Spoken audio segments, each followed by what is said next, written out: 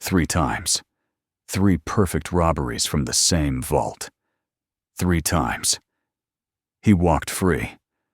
But this wasn't a brilliant mastermind. This was something far more bizarre. A story of obsession, desperation, and the most shocking twist in modern Chinese crime. It started like any other day in Fuzhou. The bank opened its doors. Customers moved through the gleaming corridors.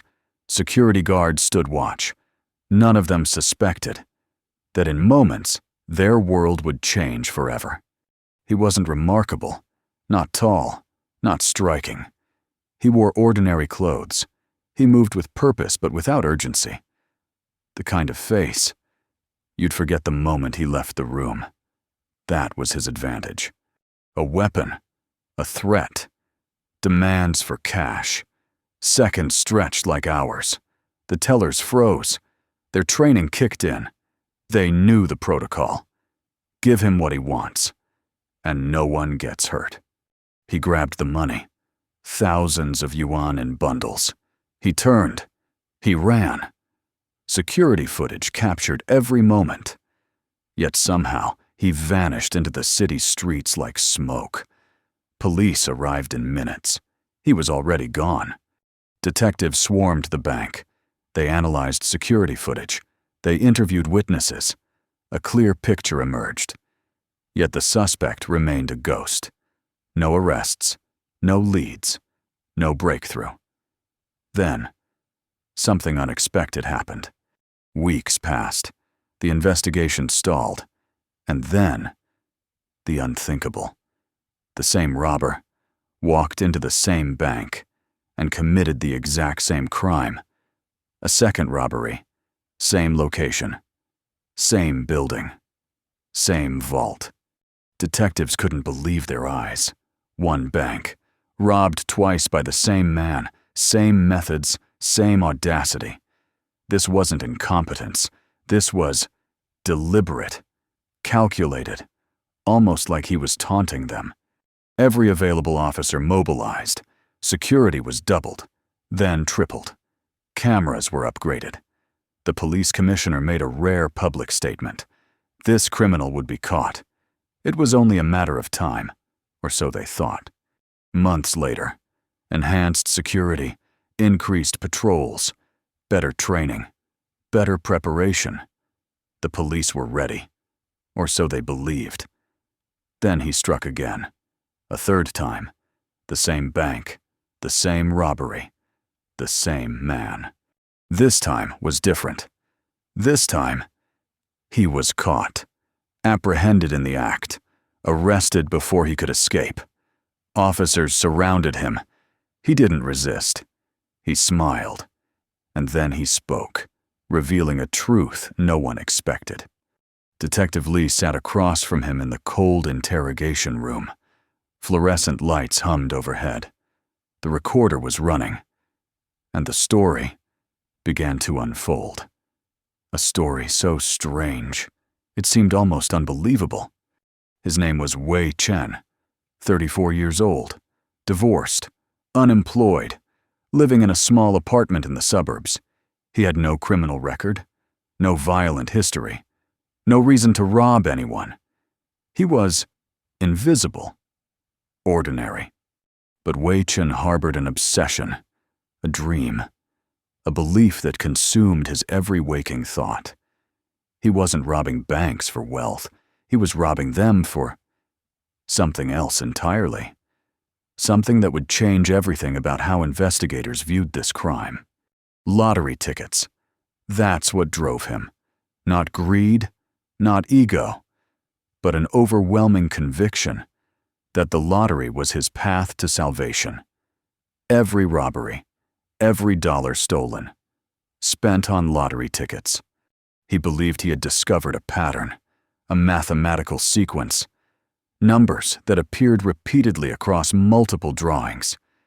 He was certain, absolutely certain, that the lottery held the key to his fortune. All he needed was money. After the first robbery, Wei Chen didn't buy a house, didn't buy a car, didn't even pay his rent. Instead, He walked into lottery ticket shops across the city. Thousands of tickets, all purchased with stolen money. But the lottery is a game of odds, and the odds were not in Wei Chen's favor. Every ticket was a loss, every drawing, disappointment.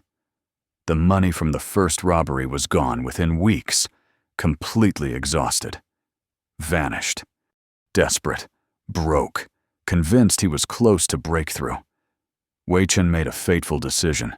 He would rob the bank again, this time with renewed certainty. This time, he would get it right. The second robbery netted him more cash, larger amounts than the first. He celebrated, not with anything material, but with visions of winning. He purchased 10,000 lottery tickets in a single week. Detectives analyzing the robbery data began to notice something extraordinary. The suspect always robbed the same bank. He never struck elsewhere. He never attempted variation. It was almost ritualistic. Forensic psychologists were brought in. They studied the case file. They examined the evidence. Their conclusion was unanimous. This wasn't a typical criminal. This was a man driven by compulsion, by delusion, by a psychological need that transcended rational thought. The third robbery gave Wei Chen even more capital, 50,000 yuan, a substantial sum. He knew exactly what to do with it. More tickets, more chances, more certainty that this time the numbers would align. 50,000 tickets purchased, 50,000 tickets checked, 50,000 tickets lost. Not a single significant win, not one jackpot, not even a consolation prize. The pattern he believed in was entirely imaginary. Police finally caught him during the third robbery. Enhanced surveillance, better coordination, improved tactical response. Wei Chen had no escape route, no backup plan. He surrendered without resistance. Sitting across from Detective Li, Wei Chen didn't deny anything. He confessed to all three robberies. He explained his methodology. He justified his actions. And then, he explained the mathematics he believed he had discovered. According to Wei Chen, the lottery system operated according to hidden principles. Numbers followed sequences. Patterns repeated cyclically. He was on the verge of cracking the code. The next robbery would have given him the capital needed to win everything. Wei Chen felt no remorse for the bank. It was a massive institution, insured, protected. The theft was victimless in his mind. His real victim? Himself. His delusion. The life he had sacrificed to a mathematical fantasy.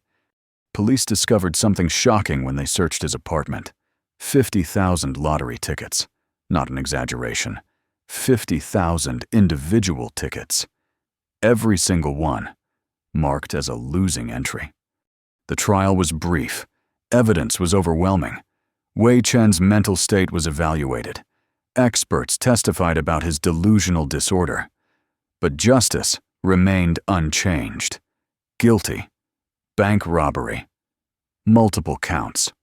Wei Chen received an 8-year sentence, sent to a correctional facility in Fujian province, separated from his lottery tickets, separated from his obsession, separated from his delusion. The case became legendary in Chinese law enforcement circles. It was studied in academies, referenced in criminology courses, not for its violence or complexity, but for its absurdity. The bank, while relieved to have the robber captured, faced questions about security vulnerabilities. Why had the same location been targeted 3 times? What gaps existed in their systems? Psychiatrists published papers analyzing Wei Chen's condition, obsessive-compulsive disorder, combined with delusional thinking. A man trapped in a cycle of magical thinking, unable to distinguish probability from certainty. The public was simultaneously fascinated and disturbed. A man committing felonies, not for wealth or status, but for lottery tickets. It challenged everything society believed about criminal motivation. Detectives learned that criminality comes in unexpected forms. Sometimes the perpetrator isn't a mastermind. Sometimes they're simply broken, trapped in psychological patterns beyond their control. Mathematically, Wei Chen's chances of winning were infinitesimal, the odds stacked against him from day one. But probability has no bearing on belief, and belief can move mountains or destroy them. Wei Chen serves his sentence quietly. Reports indicate he no longer pursues lottery tickets.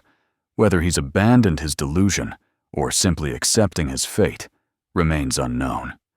But one question lingers, haunts investigators even today. If Wei Chen had robbed the bank a fourth time, would his luck finally have changed? Or was the outcome predetermined from the very beginning? Some crimes are born from greed, others from rage. Wei Chen's crimes came from something far more dangerous. Hope. False hope. The belief that one more chance, one more ticket, would change everything. It never did.